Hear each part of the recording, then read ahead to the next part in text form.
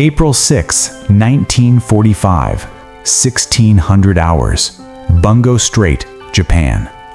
A sky the color of ash, gray steel on a gray sea. The air is thick with the smell of fuel oil, salt, and ritual. Below decks, thousands of men write final letters. They are given a special ration of sake. This is the crew of the Yamato, the largest, most powerful, most technologically advanced battleship ever built by mankind. A 72,000-ton steel god, bristling with the largest naval guns in history. And it is sailing on a one-way mission. The officers call it Operation Tengo, the special attack. The sailors call it what it is, a suicide run. They have just enough fuel for the trip to the battle. There is no fuel for a return. In 24 hours, this ship, this $200 billion symbol of imperial power, will be a twisted, burning wreck at the bottom of the ocean. This is the story of its final desperate breath, and the fatal flaw, the black box of imperial ambition that led Japan to build a god, just in time for it to die. The fatal flaw was not in the steel. It was in an idea born decades earlier in the humiliation of a treaty. 1922, Washington, D.C. The world, exhausted by the Great War, tries to stop the next one. The great powers sign the Washington Naval Treaty.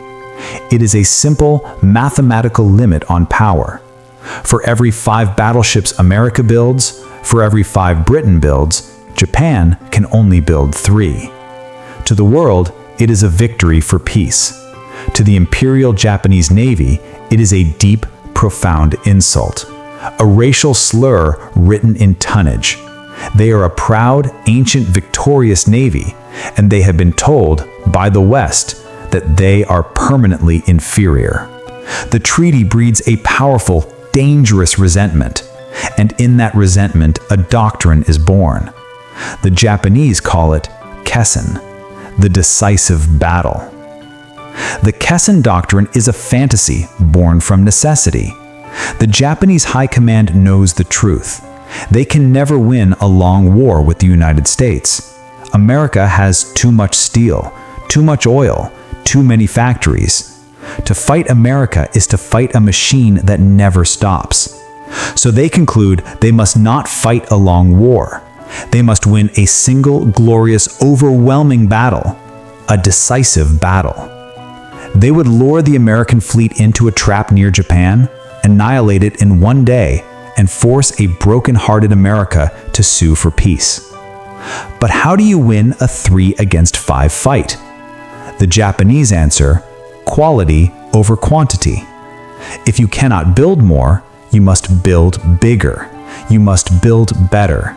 You must build a single ship so powerful, so invincible, that it can single-handedly sink 3 enemy battleships before it is even scratched.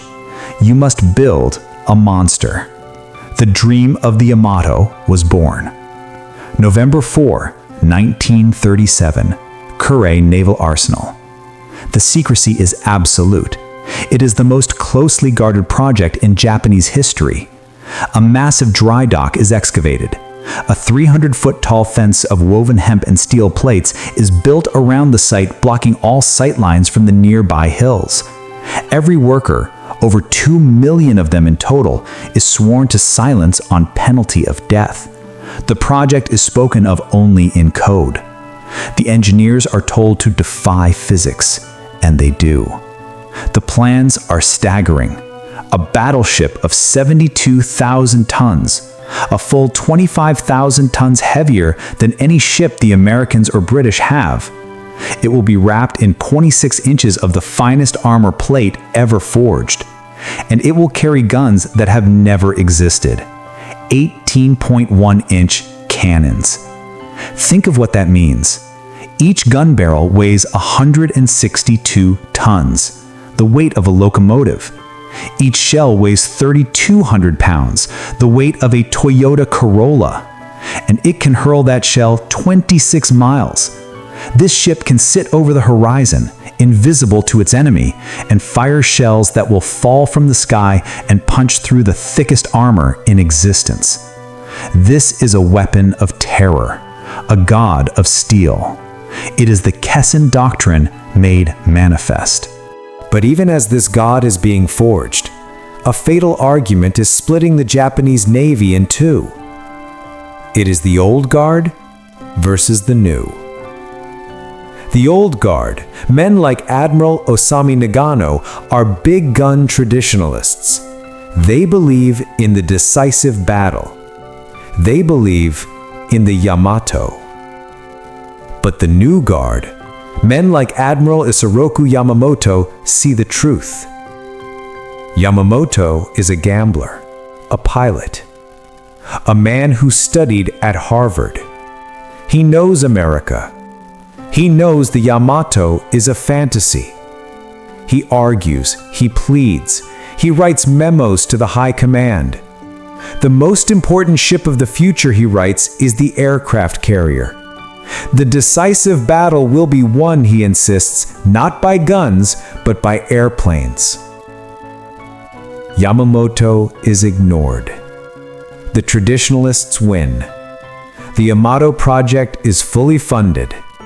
The greatest battleship in the world is built by a navy whose most brilliant mind believes it is already useless. August 8th, 1940. The Yamato is launched. There is no ceremony, no champagne, no crowds. The launch is done in secret, under cover of darkness, to hide its existence from American satellites. Spy satellites, that's a mistake. To hide its existence from American spies. December 16th, 1941. The Yamato is officially commissioned. She raises her flag, a new queen of the seas. But the world has just changed. 9 days earlier. It is a weapon of terror, a god of steel. It is the Kessin doctrine made manifest. But even as this god is being forged, a fatal argument is splitting the Japanese Navy in two. It is the old guard versus the new. The old guard, men like Admiral Osamu Nagano, are big gun traditionalists. They believe in the decisive battle. They believe in the Yamato. But the new guard, men like Admiral Isoroku Yamamoto, see the truth. Yamamoto is a gambler, a pilot, a man who studied at Harvard. He knows America. He knows the Yamato is a fantasy. He argues, he pleads, he writes memos to the high command. The most important ship of the future, he writes, is the aircraft carrier. The decisive battle will be won, he insists, not by guns, but by airplanes. Yamamoto is ignored. The traditionalists win. The Yamato project is fully funded. The greatest battleship in the world is built by a navy whose most brilliant mind believes it is already useless. August 8th, 1940. The Yamato is launched. There is no ceremony, no champagne, no crowds. The launch is done in secret, under cover of darkness, to hide its existence from American satellites. Spy satellites. That's a mistake. To hide its existence from American spies. December 16th, 1941. The Yamato is officially commissioned.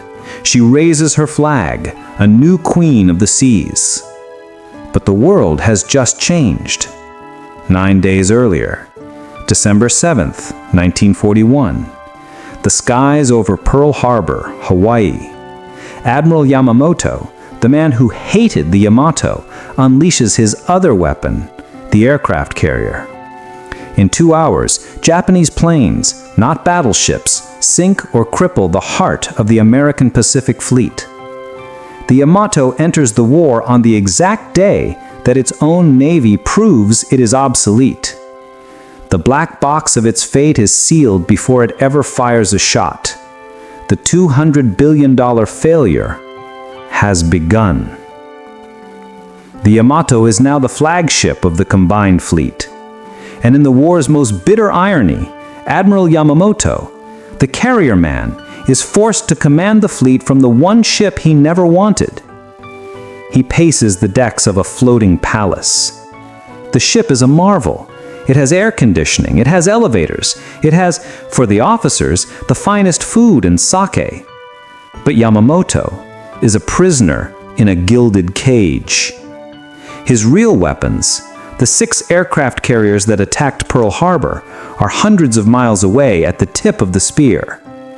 The Yamato just follows them. It is a 72,000-ton headquarters, a symbol of power that has no actual power.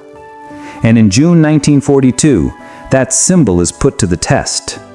The Battle of Midway, this is it. This is the Kessen, the decisive battle the Yamato was built for. The entire Japanese fleet is mobilized to trap and destroy the American carriers. The Yamato sails at the center of the fleet, its massive 18-inch guns ready to annihilate the American Navy. But the battle doesn't happen where the Yamato is. The battle happens 300 miles away. It is fought entirely by airplanes. American dive bombers find the Japanese carriers. In 2 catastrophic minutes, 3 of Japan's best carriers, the Akagi, Kaga, and Soryu, are turned into blazing infernos. A 4th, the Hiryu, follows hours later. And where is the Yamato? It is too far away to help. Its 26-mile range guns are useless. The enemy is 300 miles distant. Yamamoto, on the bridge of his super battleship, can do nothing but listen to the frantic, horrifying radio reports of his carrier fleet being exterminated. The decisive battle has been fought, and the Yamato was irrelevant.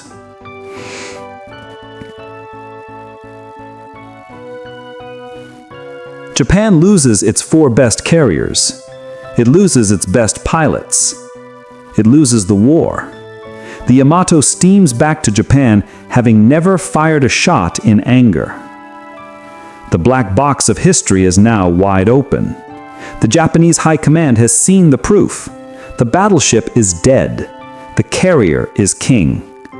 But what do you do with a $200 billion failure? You hide it. For the next year, the Yamato and its sister ship, the Musashi, become the war's most expensive secret. They are anchored in the safe, remote lagoon of Truk. They are too precious to risk.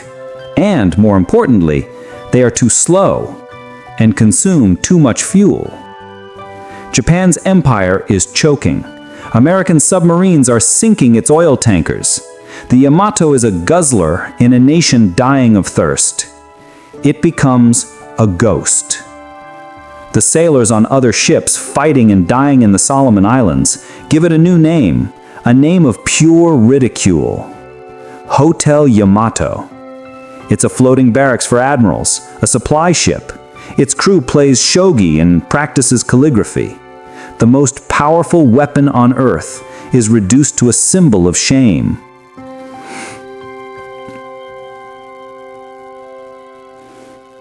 While the Yamato rusts at anchor, the machine it was designed to intimidate awakens.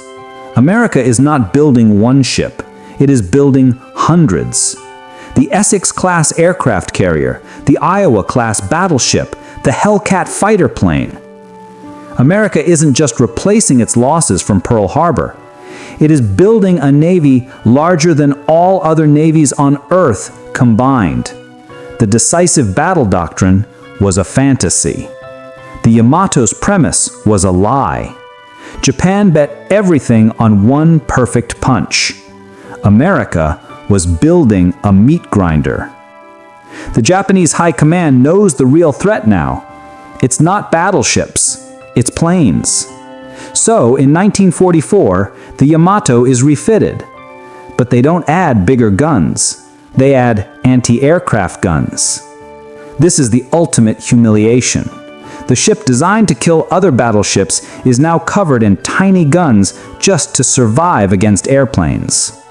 It is no longer a predator. It is prey.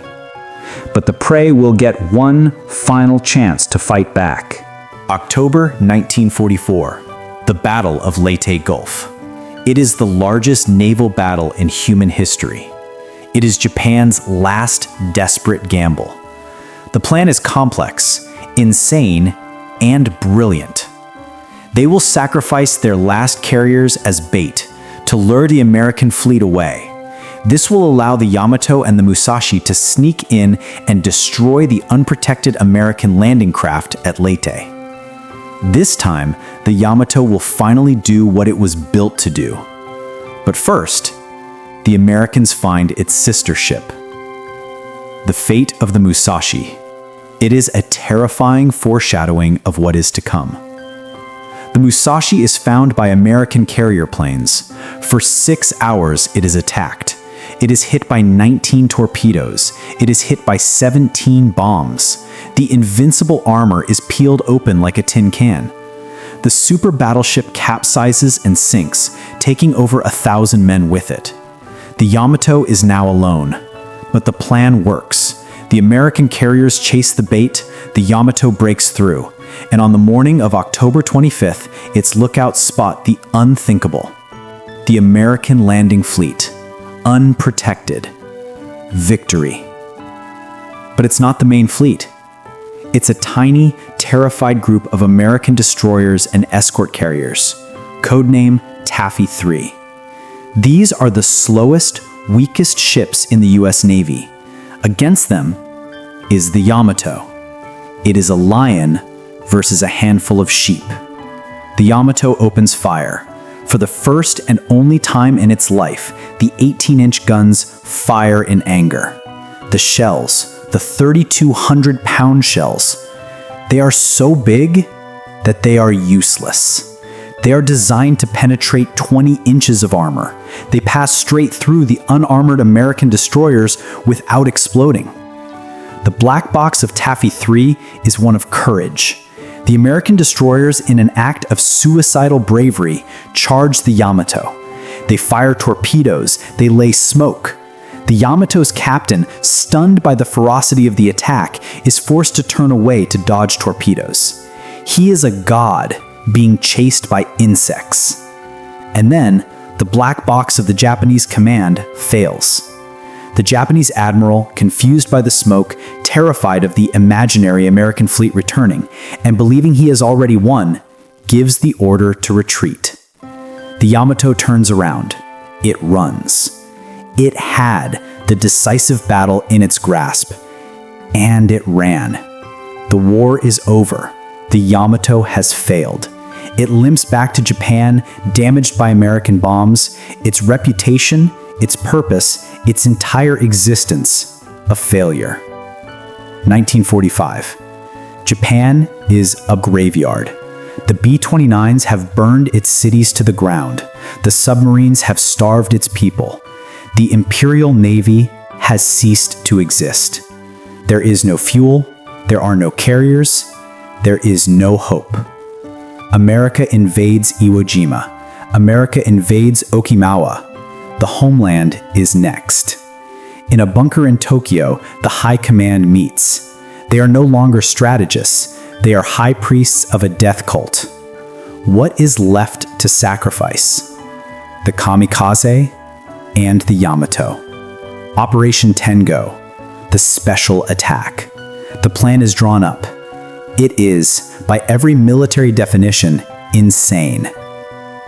The Yamato will not be supported. It will have no air cover. It will be given just enough fuel for a one-way trip to Okinawa. It will deliberately sail into the entire American Fifth Fleet. The goal? To beach itself on the shores of Okinawa, becoming an unsinkable fortress. Its crew will then fire the 18-inch guns until they are dead. It is a sacrifice. intended to inspire the nation to fight to the last man. It is a 72,000-ton kamikaze. The black box of this mission is not the strategy, it's the men. The crew knows. They are veterans. They know what 400 planes can do. They are the best sailors in the Navy being sacrificed for a gesture. A quiet, terrible rage fills the ship. The night before, the officers break open the ship's stores of sake. For 24 hours, the Yamato is a floating, drunken party. A funeral wake for 3,000 men. They sing, they fight, they weep. They write their final letters home. They are the living dead. April 6, 1945, 1600 hours. The Yamato sails. As it passes the coast of Japan, a lone civilian spotter plane circles. The pilot radios a message, not in code. Good luck, men of the Yamato. The entire nation is watching its god sail to its own execution. The Americans are not fooled. They have broken the Japanese codes. They know exactly where the Yamato is. US submarines Threadfin and Hackleback spot it immediately. They don't even attack. They just report. The world's biggest battleship is sailing in a straight line with no air cover. To the American fleet, it is not a threat. It is target practice. April 7th, 1945, 12:30 p.m. The sky turns black. Not with clouds, with planes. Nearly 400 American aircraft, Hellcats, Avengers, Helldivers, descend on the Yamato. It is a swarm. The Yamato's captain, Seiichi Ito, knows his fate. The ship's last defense, the 150 anti-aircraft guns, open up. The sky is filled with black puffs of flak. It is useless. The American pilots are veterans. They are ruthless. They are precise. They are ordered to ignore the small ships. They are ordered to kill the Yamato. They focus with inhuman precision on one side of the ship, the port side. The first torpedo hits, then the second, the third. The Yamato shudders. Bombs, 1,000-pound armor piercers, slam into its deck. They punch through the invincible armor. The ship, designed to fight other battleships, is being surgically dismantled from the air. Its 18-inch guns, the pride of the Navy, fire. But they are firing at airplanes 5 miles away. They are useless. One of the guns, in a final, pathetic irony, fires a special beehive anti-aircraft shell. It explodes, accidentally knocking out other AA guns on its own deck. The black box of the Yamato is now pure, unadulterated chaos. It is a floating slaughterhouse. The ship is listing. A fourth torpedo hits, a fifth, a sixth, all on the port side. 14:02 p.m. The Yamato is dying. It is listing 45 degrees. It is more on its side than in the water. The order is given, abandon ship, but it's too late. The ship begins to capsize. The 72,000 tons of steel rolls over like a dying whale. And as it rolls, the black box of its design fails for the last time. The 18-inch shells, each weighing 3,200 pounds, are not secured for a 90-degree angle. They begin to slide. They crash into each other. They ignite the powder in the forward magazine. The Yamato detonates. The explosion is a mushroom cloud 20,000 feet high. It is seen 100 miles away in Japan. The shockwave shatters windows on the coast. The ship and the 3,000 men still trapped inside vanish. The Kessen, the decisive battle. It cost the Americans 10 planes. 10. The wreck of the Yamato was found in 1985. It is a tangled, shattered grave 2 miles down. A reminder of the cost of an idea. This is the final verdict from the black box of history. The Yamato was not a failure of engineering. It was a masterpiece. It was a failure of imagination. It was a $200 billion monument to a dead strategy, a weapon built to fight the last war in the middle of the next war. The fatal flaw was strategic blindness. The Japanese high command, blinded by tradition and pride, built a god of steel, while their own admirals, like Yamato, were proving that the new god was in the air. The $200 billion price tag isn't just the steel. It's the opportunity cost. It's the fuel, the resources, the manpower, the time.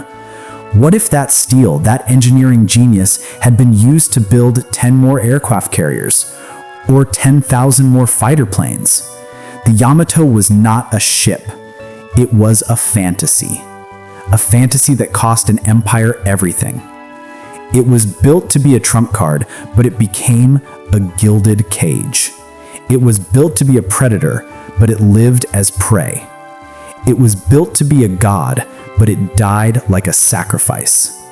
In the end, the most expensive failures are not the ones that break, but the ones that in their useless perfection prove that the entire idea was wrong from the start. Thank you for opening the black box with us.